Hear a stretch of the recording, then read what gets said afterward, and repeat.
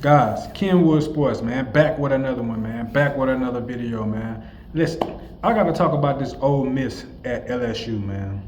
Ole Miss at LSU. LSU pulls off a tight victory, man.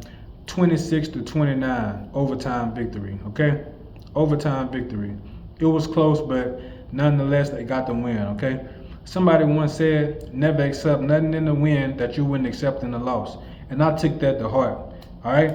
But before I get into it, I got the best sports channel on YouTube, period. If you haven't subscribed, go ahead and subscribe. Hit that like button, leave me a comment, let me know what you think. And also, hit the notification bell.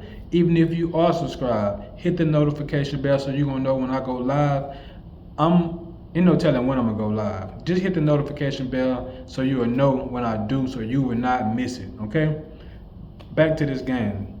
LSU pulls off a tight game. They was down 10-0, started off 10-0. It was about to get ugly. And in my opinion, this game really should have went to Ole Miss, to be honest with you.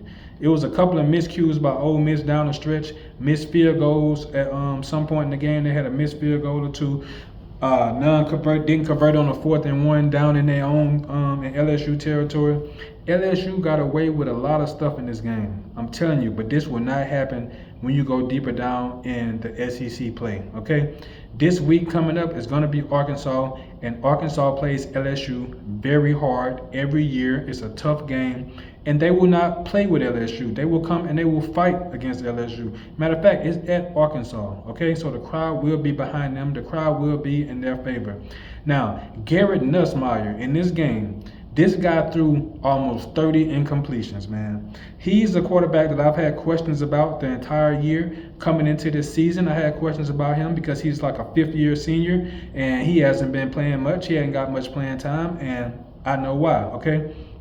But at the same time, he threw almost 30 incompletions. He was 22 of 51, so that's 29 incompletions, okay? That's a lot of incompletions, man. You cannot win in the SEC throwing that many incompletions, man. He threw 2 interceptions, man. You got to protect the ball. You got one of the best offensive lines in the country, 2 of the best tackles on the outside, man. They getting out there, they getting them hands up, and they getting guys away from you. They protecting you.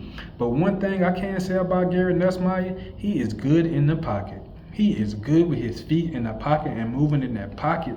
He is good at doing that. I like that about him. That's one thing good I can say about him. He makes some questionable throws at times, which you can say a lot of times when he threw 30 incompletions, and 2 interceptions.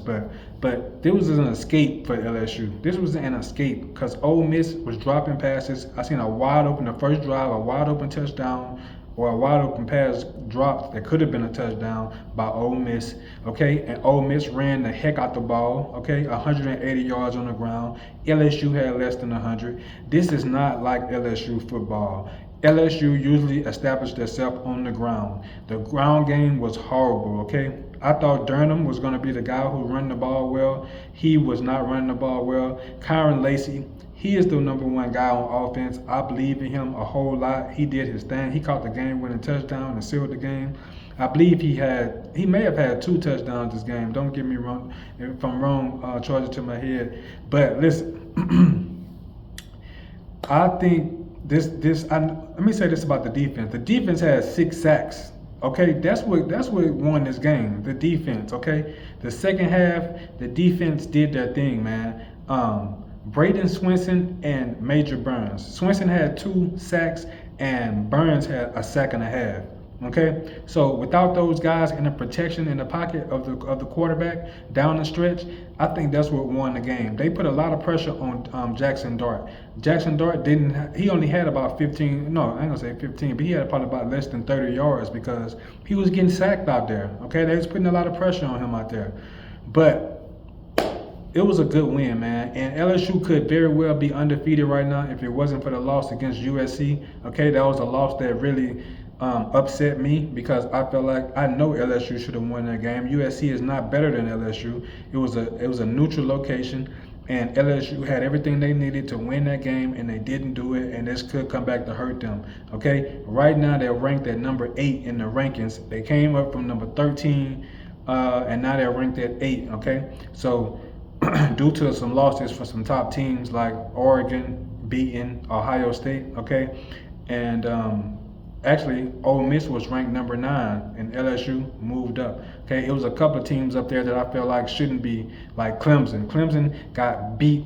The dirt got, man, they beat the mess out. Georgia beat the dirt. Georgia destroyed them. Okay, and they hadn't beat nobody since then, and they're ranked at number 10. That is ridiculous. That's politics in college football. I do not want Texas to come into the SEC the first year and win the SEC. I need Georgia to beat them. I need LSU to beat them.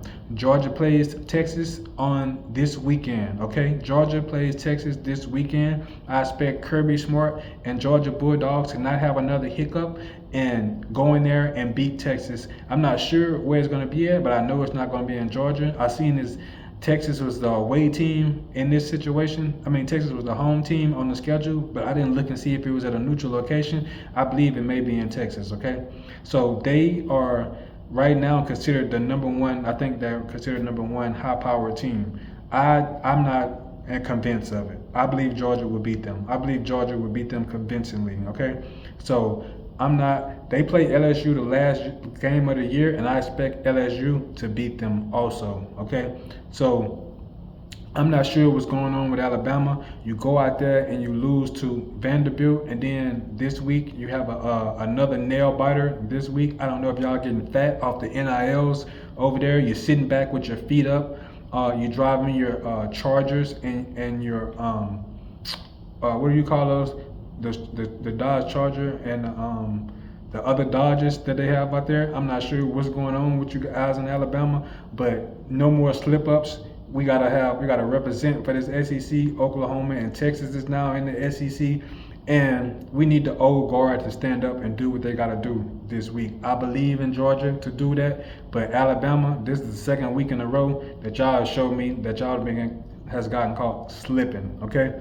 So step up your game and get your head on. Get your head on straight if you want to be one of the top teams in the 12-team playoff coming up very soon. This season is going by quick, and we are already at 6 or 7 games in college football season already this fast, and it's going to go by even quicker as the time goes on. So Georgia got to go out there and handle business versus Texas. Kirby Smart and Carson Beck, I believe they're going to show up and play good football and beat the Texas Longhorns, okay?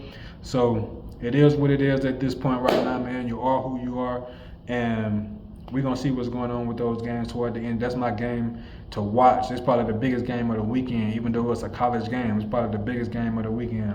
So I'm going to have my eyes on that. I'm going to come back and let y'all know what I seen on that.